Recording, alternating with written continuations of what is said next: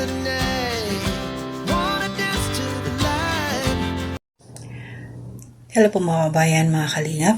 Kumusta po kayo? Magandang buhay po, Annalisa Reality Vlog. Panibagong reaksyon po tayo at opinion dito po sa Kalingap Tahanan. Isa po ito sa channel ni Kalingap Rab na ipinaubayan na po doon kina Kalingap Ian. At meron po silang pinuntahan, binisita na isang Kalingap Angel na sobrang napakamahihain. Pero bago ko ituloy, maraming salamat po sa suporta ninyo sa akin, mga silent viewers, mga nagta-thumbs up, nasa comment section na nag-engage. Thank you po sa inyo. Mga nagsishare sa aking mga ginagawang reaksyon. At mga hindi po nag-skip ng ads. Salamat po sa inyo. God bless po. So, tuloy ho muna tayo. 4 na araw na po yung nakalipas na na-vlog po nila Kalingap Ian, si Andrea.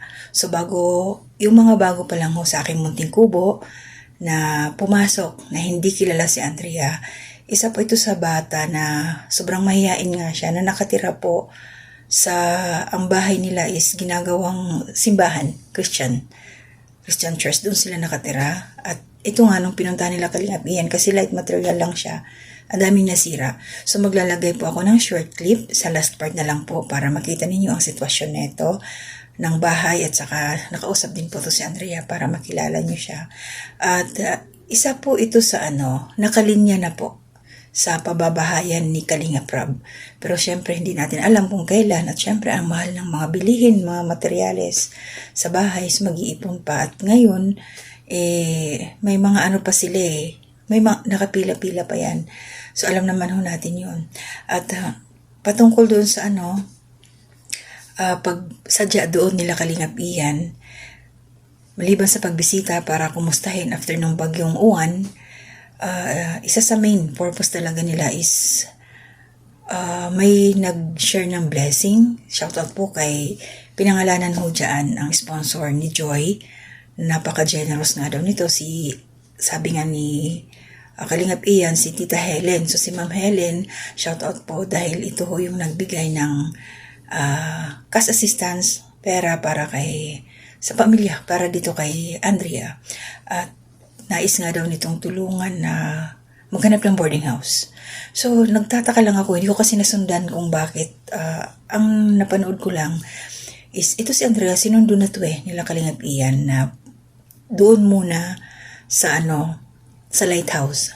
Kasama sila Isabel, sila Mary Joy. Kasi nung time na yon is nabubuli yung bata. Parang may nag-chat-chat na pinagbabantaan. So, syempre, nakaka-alarma yun. Yung mga ganong mga sitwasyon kailangan bigyan pansin talaga. Pero siguro naninibago yung bata, hindi siya sanay, mahiyain nga, mas piniling mag-uwian. Tanghali ang pasok ng bata panghapon, ang out niya alas 6. 3 rides yung batang to para makapasok lang.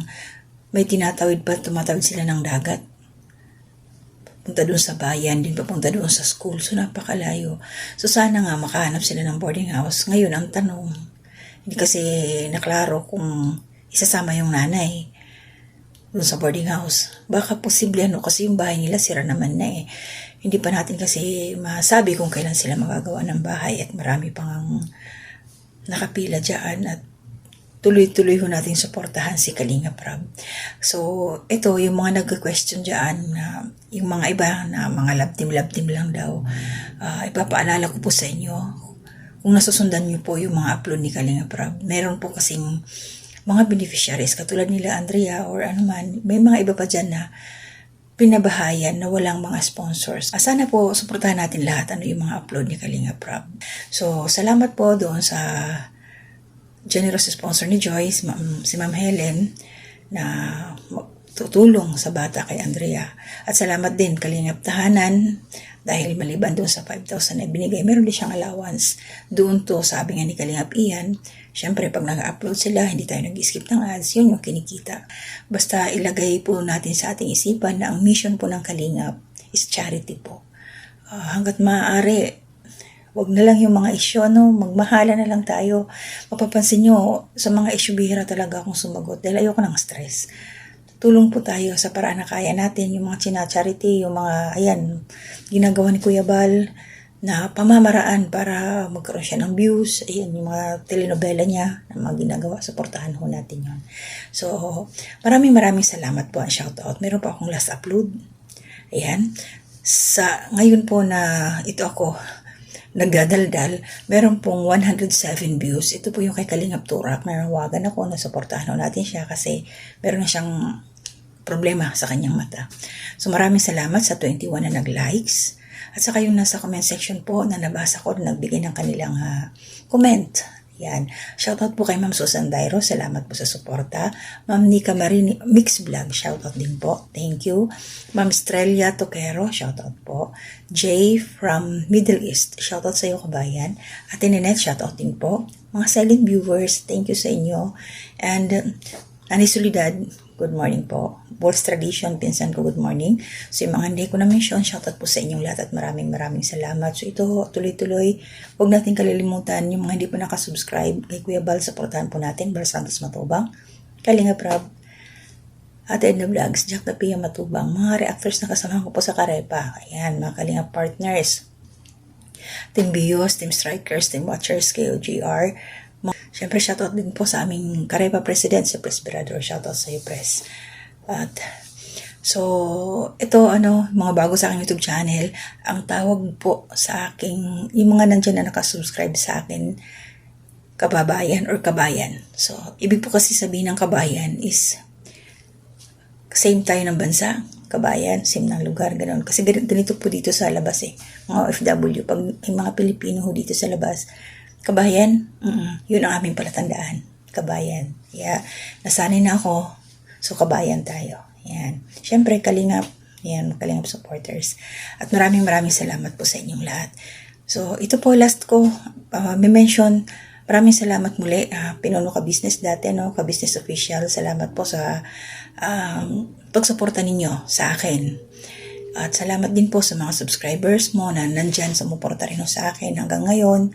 Nandyan pa rin ho sila. At maraming salamat talaga.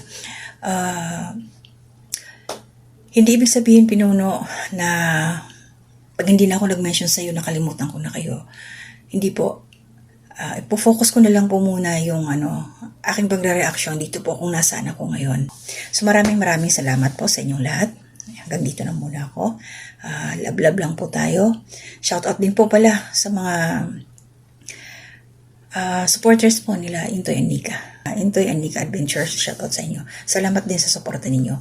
Alam ko naman na galing lang tayo sa isang community. So, wala na lang pong bashing, wala na lang pong negativity.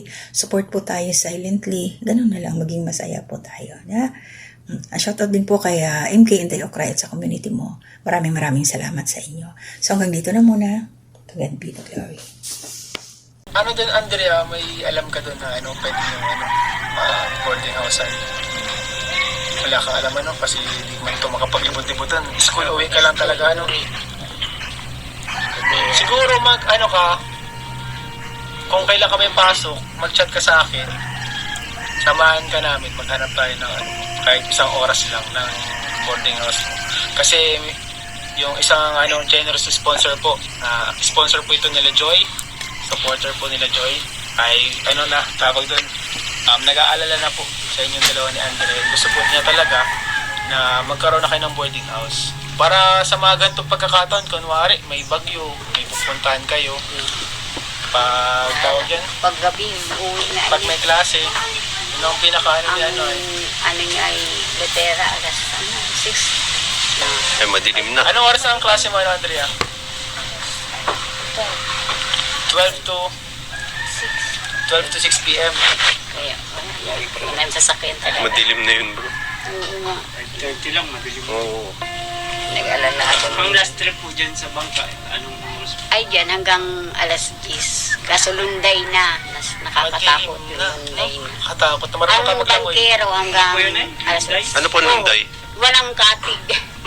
Kaya nakakatakot lang. Yung Walang gumagano'n katig. lang. Mercedes? Sa buwan, Mercedes Manggiso? Marunong ka ba maglangoy, Andrea? Marunong ka ba maglangoy? Siya, nalangoy ka? Kaya mo kunyari, ka sa may kabilang isla tayo mga dito. So, ito po mga kalingap, ang nagpapabot sa iyo, Andrea. So, ito po, para po ito sa inyo nung nasalanta ng bagyo para may pampaayos kayo, may pambili kayo ng supplies. So, ito po, 5,000 pesos galing po kay Tita Helen of, supporters ni Joy. Ayan. Siya din yung gustong sa inyo, magbigay para sa, tawag doon, sa apartment, no? Siya din yun. So, nagpabot po siya ng 5,000 pesos. Ito po, off-cam ko dapat ito aabot, kaso di ko talaga makontak sila Andrea po, makalinga po lang signal, ano? Kung mga nakaraan, ano? 5,000 pesos. Lubat na yung mga cellphone namin. Tapos ito naman po, 3,000 pesos galing po sa Kalingap Tahanan. Salamat. So, ayan po, ito po, resulta po ng inyong panonood, hindi pa skip ng ads, may naabot tayo sa mga beneficiaries natin, ibang Kalingap Angels na binabalik-balikan natin, may naabot tayo. Kaya salamat sa panonood, hindi pa skip ng ads, thank you so much po sa inyo. Anong masasabi mo, Andrea, sa nagmamahal sa si Tita Helen, tapos sa Kalingap Tahanan? Salamat po talaga, Tita Helen, kasi po, kahit si Joy, Oh. ang inaano, Si Joy ang niya, idol niya si Joy. pati po ako, Kasi si Tita Helen, nakita niya na deserving ka, Andrea, Kaya, kapag minsan pinanghinaan ka sa pag-aaral mo, isipin mo may mga taong nagmamahal at talagang gusto kang i-push na makapagtapos kasi gusto nila may marating ka sa buhay,